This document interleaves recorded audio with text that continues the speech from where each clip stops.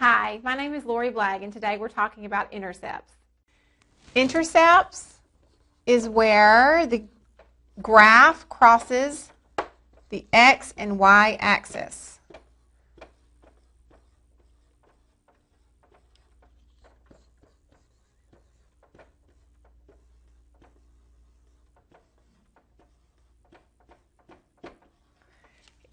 Looking at this graph, you see this point right here is where it crosses the y-axis. This would be considered the y-intercept. This is where the point crosses the x-axis. This is what we call the x-intercept. The points of an x-intercept, it looks like a point where y is always 0 and you have some value of x. The y-intercept is the opposite, where x is always 0 and you have some value of y.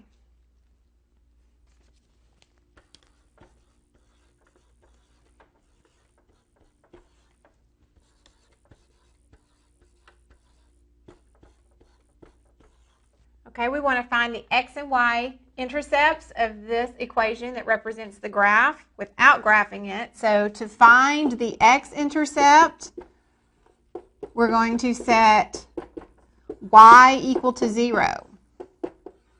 So going to your equation, I'm going to have 2x plus 3 times 0, setting y equal to 0, equals 6.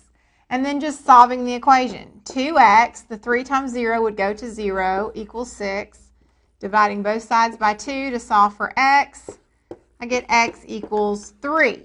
Writing this as an intercept, which is a point that crosses the x-axis, you would say x is 3 when y is 0. So there is your x-intercept. Now to find y. To find y-intercept, you set x equal to 0. Using the same equation, we're going to have 2 times x, which is 0, plus 3y equals 6. Again, that's going to go to 0. You have 3y equals 6. Divide both sides by 3. You get y equals 2, which is the point 0, 2, which is your y-intercept. Okay, we're going to find the x and y intercepts of this equation. So to find the x-intercept, I'm going to set y equal to 0. So I have negative x plus 10 times 0 equals 12, which gives me negative x equals 12 because the 10 times 0 would cancel out. I want to solve for x. It's got a negative here. You can think of that as negative 1. So I need to divide through by negative 1, which gives me x equals negative 12. So again, when x is negative 12, y is 0. There is my x-intercept. We're going to come over here. And using the same equation, I now need to find my y-intercept. So I will set my x equal to 0. So negative 0 plus 10y equals 12. There is no such thing as a negative 0, so this is just 0, so the cancels out, giving me 10y equals 12. Dividing by 10, y equals, I can reduce 12 tenths. You can reduce that by 2, which gives you 6 fifths, and it's okay to have a fraction. And our y-intercept is when x is 0, y is 6 fifths, which is the y-intercept. Example 3, y equals negative 4x plus 5.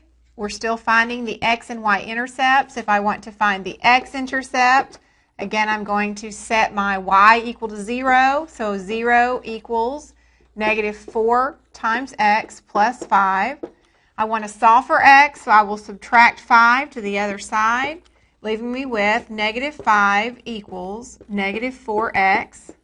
I need to solve for x again, so dividing both sides by negative 4, x equals 5/4 cannot be reduced, but the negatives do cancel out, making it positive 5/4. So we have the x-intercept to be 5/4 when y is 0. There's our x-intercept. To find the y-intercept, we want to set our x equal to 0. So we're going to have y equals, and then -4 times 0 plus 5. We know that y equals -4 times 0 is going to go to 0 plus 5. So y equals 5.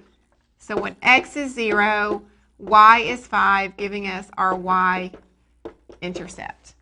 Okay, in example 4, we're going to try to find the intercepts by looking at a graph. Remember, the x-intercept is where it crosses the x-axis. So this point right here is where it crosses the x-axis at -4. It's when x equals -4. Written as, we know the x-intercept is always where y is 0. So our x-intercept is -4, 0.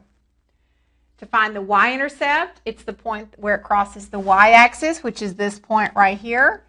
That is the where y equals 2, and we know that point is where x is 0 and y is 2 to give us our y-intercept.